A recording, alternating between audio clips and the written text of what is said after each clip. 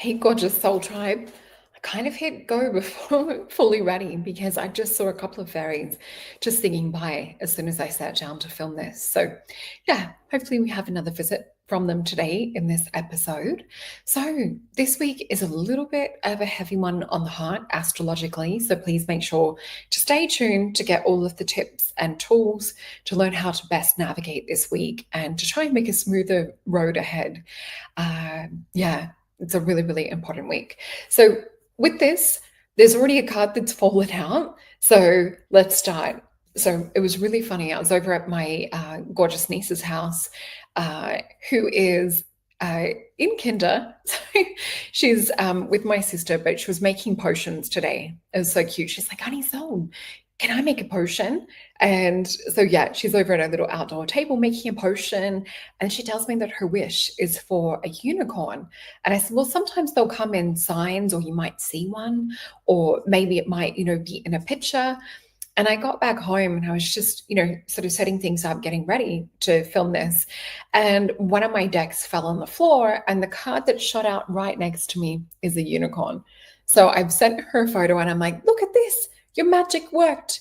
You popped a unicorn out. So that'll be really exciting for her. This is actually for you guys as well, I feel, rhodiola. And I say that because I feel that rhodiola is an amazing herb.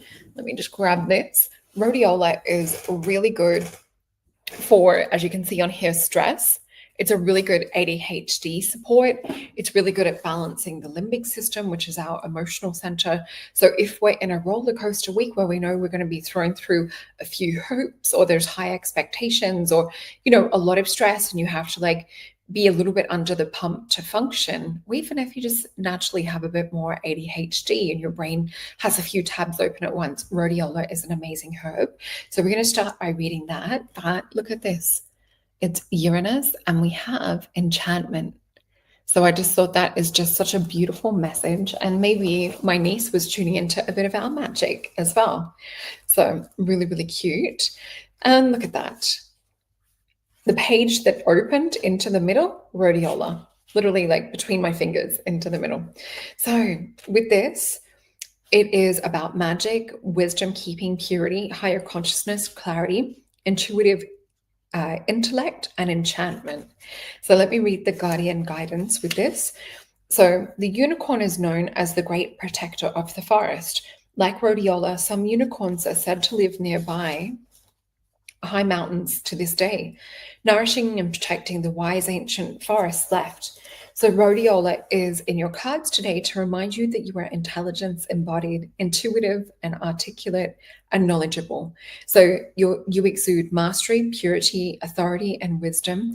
Emotions do not cloud your judgment. Your actions are measured carefully and intuitively, as you contain ancient codes on the ways to heaven and earth, or the ways of heaven and earth.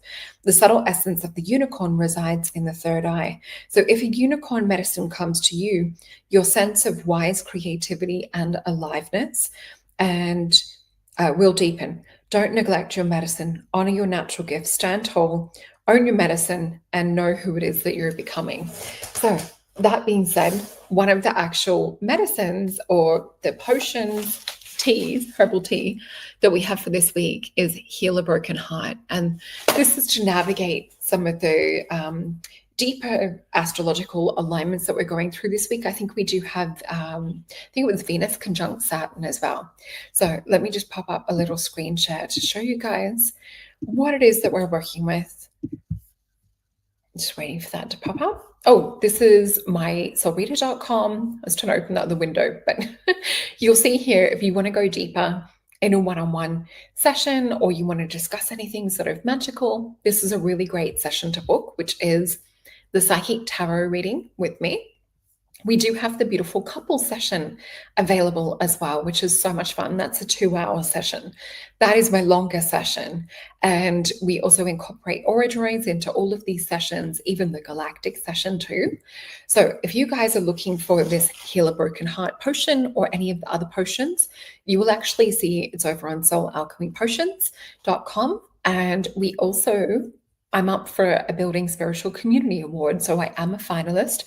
heading to Queensland next month for the awards, which will be so much fun. We do have new moon in Libra also coming up around October 21st. This is the one from last month, which you will get sent a free invite to actually receive a free invite when you buy a potion. So this is a beautiful community to join, and we do online manifestation. We also work through old belief systems and eradicating things, as well as doing meditation together. So I also want to shout out, thank you so much for your love and support on my YouTube channel. Now, we did have one really popular video over the last couple of weeks, which doesn't appear when you go onto the lives. I had a lot of trouble loading it up, and it was the hypnosis session on 3i Atlas that Jake and I did together. So you will find that under the video section, and it's here with 3.7k views, and that was 11 days ago that we put that up. So that one has been really popular to look into. Tomorrow on our live, we're actually going to go into, in this one, we're going to talk a little bit more information. Let me just pop this down so we can see Corbin. There he is. So tomorrow we're actually going to go into the live, talk about the hypnosis, talk about updates and dreams and other connecting information, because it was a controversial video in regards to a lot of the other channeled information that other people have talked about. So we're going to break down and talk about the difference between channeling versus hypnosis versus also remote viewing. So there'll be a bit to get into with that. And also, we're going to look into the astrology with Corbin, and we're going to have a look into the tarot and see what comes up around 3i Atlas as well. So that'll be a really great show. So anything you need will be in the description box below. So let's get into the reading for this week. Oh, almost forgot. The crystal is rose quartz. How could I forget this beautiful piece? Right there with my cards on there. So with that, rose quartz being one to really nurture, and I feel this piece covers my whole heart chakra. It's just such a gorgeous piece. Literally, I could probably lay there with this on my heart chakra. So if you have some rose quartz, it might be a really good time this week to get it out. And I actually will start with the astrology. So this week we begin with the moon in Pisces. So this will really help to soften our hearts, open us up to compassion. So there's a really beautiful way that we can listen with our hearts this week and to listen to those around us. So it's to try not to, be reactive is a good way to describe it this week. And with this as well, it's also listening to your body. So you might feel that relationships have a heightened feeling this week, showing us both joy and connection that we crave, as well as freedom or authenticity. If you're feeling uncomfortable or you're noticing that things are coming up, just see it more as guidance and awareness rather than an obstacle or a block. Just sort of look at it like you would say, oh, that's really interesting that this is coming up, and moving on from that. So it's a chance to really grow really deep and big this week. This is also that we're growing more into love and more into sort of becoming. And I just saw something fly past then. Emotional intelligence is also the word that Spirit is giving me for the week as well. So it's all about balance. So that's why I'm talking about working with Heal a Broken Heart, working with rose quartz. It really is a time to try and use different tools and things to help us gain that balance. And also it's just a good reminder. So on the 6th, we're going to have Mercury move into Scorpio, which will shift our thoughts and conversations more into deeper waters. And we know that water represents emotion, Scorpio also being that watery sign. And this is your best time to trust your intuition. So asking questions that sort of are not shallow or surface or kind of, leading to people feeling attacked. It's more kind of asking deep and meaningful questions, looking below the surface, watching out for any daydream type energy or uncertainty. Earlier in the week, rhodiola that we talked about before is a perfect one for that. Of course, do your own research. So it's okay to pause as well before making decisions. So please don't feel rushed into anything. So on that same night, around the 6th, we're going to have the illuminated energy of the full moon in Aries. So this is going to feel a little bit fiery, a little bit raw. It's also an energy of awakening. So think of themes like independence, leadership, how you show up in relationships, and the things that also come to the surface. So you'll feel pulled more to sort of be on your own path. And also, you might notice that you're also noticing at the same time needs of others as well. So it might feel like trying to find balance between that. So please make sure to also give yourself some love with that. You may also have revelations around things or deeper insight this week. So just letting your intuition guide you. Just be really mindful to not be reactive or to not, cut things off before you have a chance to think things through. It is a little bit of a volatile energy this week. As we move into the 7th and the 8th, the Aries energy will continue to spark action, because we know that Aries is that first racehorse out of the gate. Is the way I always talk about it. So it's quite fast acting. It's really not one to think so much before they speak. So that's really, really important to make sure that we're thinking really about multiple different sort of levels and layers, not too much, not overthinking, not doing a Virgo or Gemini overthinking. But with this, it's really just having a look at how we can also ease tension with communication. So making sure that you're balancing your nervous system, that you're that you're self-regulating as well as co-regulating. So, sometimes when communication and things are not working the best, physical touch might be a really good co-regulator. Breathing together. I live in Australia, so there's not always a mindset sometimes for Australian men to get into mindfulness practice and things. But what I'm saying is using physical touch or offering, a massage, things like that can help to sort of bring us back into a state of co-regulation. So think about things from that side of things, and remembering balance is the most important things for this week. So with this as well, this is more about having honesty, conversations, soulful conversations, rather than kind of like a power struggle type energy. So by midweek, we will have the moon shift into Taurus, where we'll be craving more kind of Taurian things, comfort, grounding, stability, comfort food as well. Maybe even feeling to go shopping. A beautiful time to reconnect your body and to reconnect with nature, and also just the simple pleasures in life like Taurus likes. So by the weekend, the energy will begin to soften as we move more into the moon and preparing to move throughout Gemini and into Cancer, bringing emotional connection and heartfelt sharing. It's also a really powerful week to release, awakening, and for transformation. The more that you trust your inner guidance and stay centered in love, the easier this week will be just to kind of like ride that wave. So just think about that, holding that grace energy as we ride this wave. Let's have a look what the beautiful tarot has to say. So I'm using the Thoth deck today. And I also just want to say thank you for actually hitting the thumbs up too and sharing this out. It makes such a difference to my channel and to the amount of people that also see this. So I really appreciate our gorgeous soul tribe and community. And thank you especially to those that have been with me since the start. It's a long time now. Okay, so they want 5 cards. I've got these on my beautiful crystal. We've got, looks like, oh, there was a bonus. There was a hidden card. And we have 1 card in reverse. So I'll feel into these and we flip them over.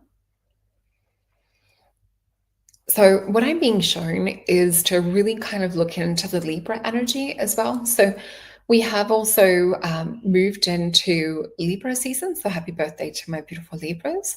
And what I just keep seeing is the scales. And I keep seeing a heart that's on the scales weighed against a feather. So I do feel this is about balance.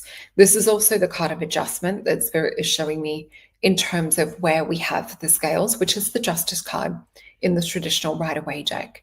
So I do feel it's interesting. These scales are coming down from higher self and more kind of from the heavens or from God and from our guides. So I do feel this is establishing balance first in the spiritual realm or spiritual dimension, and finding more kind of like that meditative mindset to achieve the balance first. The other thing that I'm seeing after that is like a surrounding of kind of like a golden circle of protection coming with this. So it's kind of like if we're putting up or a spiritual shield, or we're kind of balancing things in the spiritual level, that things will kind of fall a little bit more softly in terms of the physical. So sometimes we, focus a lot on physical clearing, I do feel that this is more focused on spiritual and energetic, and even like clearing out from any entities, things of that sort of nature that could try and cling on. Because what happens sometimes when we're going through heavier like astrology, you have two people potentially that have conflict or some tension, and you will sometimes see that the planets will influence that to be a little bit more exacerbated. Now, when we talk about entities and things, they will see that as a perfect window to come in and to trigger certain things or to project. And some of them will even jump into people, getting them to say certain things. So if we're energy protecting from the top down, then that's a really good way as like a first sort of, I guess, guideline to buffer and protect, and to protect our physical and mental and emotional space. So let's flip these cards over.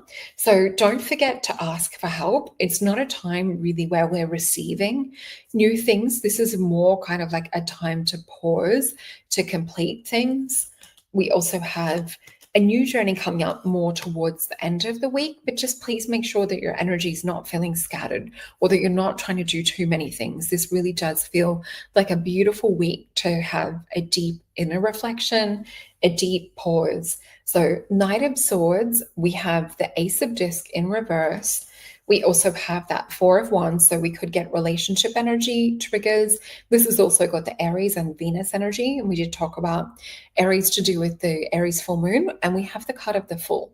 So please make sure that you're not sort of like naively looking at things, or not sort of just going along with the plan, because it could land you in a little bit of hot water. We have the Eight of Wands, and Eight of Wands for me is where we're trying like everything. So sometimes when we're stuck or we're frustrated, it's like, I'm going to try this, I'm going to try that, I'm going to try that.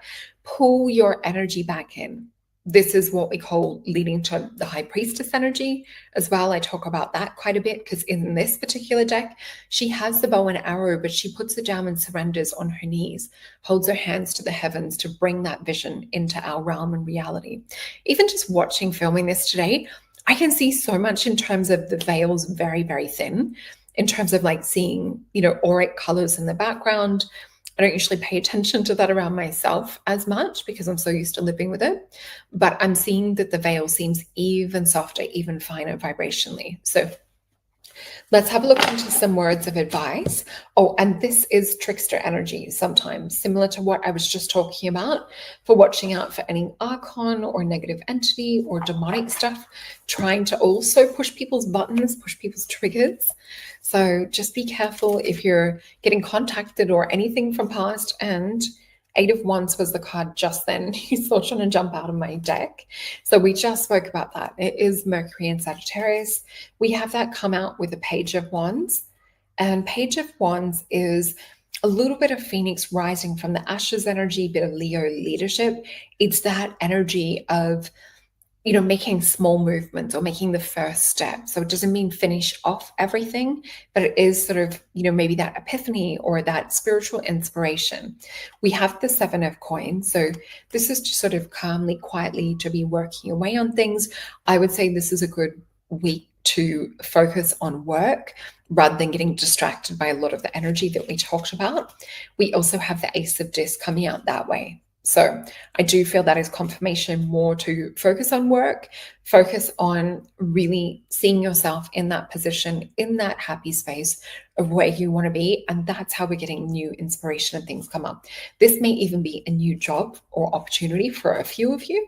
We also have the Hierophant, so doubling down on paying attention to intuition, like we talked about. And we have the Magician. So this, going from the Fool card, which was in the first spread, when we're really paying attention to what Spirit said and not sort of like trying to find all these 3D physical sort of solutions, but when we sort of surrender and we go into that place of how we would like to feel. So meditation is one of the biggest things you can do this week, and breath work to shift, as well as regulating your nervous system. So the Magician is, the Fool would be the beginning, and the Magician would be the ending or the Magnus. So it's also a little bit of a warning to watch out for people that are maybe perhaps a little bit manipulative or volatile, or perhaps magnetizing, but not in a positive way. So let's see in the Alice in Wonderland deck if there is anything else that wants to come out in terms of advice for this week for our beautiful soul tribe.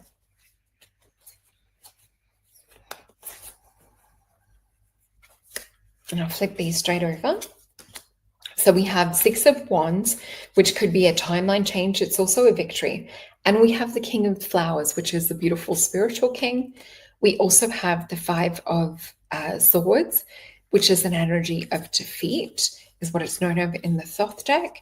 And we have, let me get this one, they're sticking together, 10 of Hedgehogs and the pair or the Lover's card. So with this, what I would say is new timelines and things opening up. We do have with the King of Wands as well. This is more sort of like an energy of following that higher guidance, being also in this place where you realize like your own value, your own worth.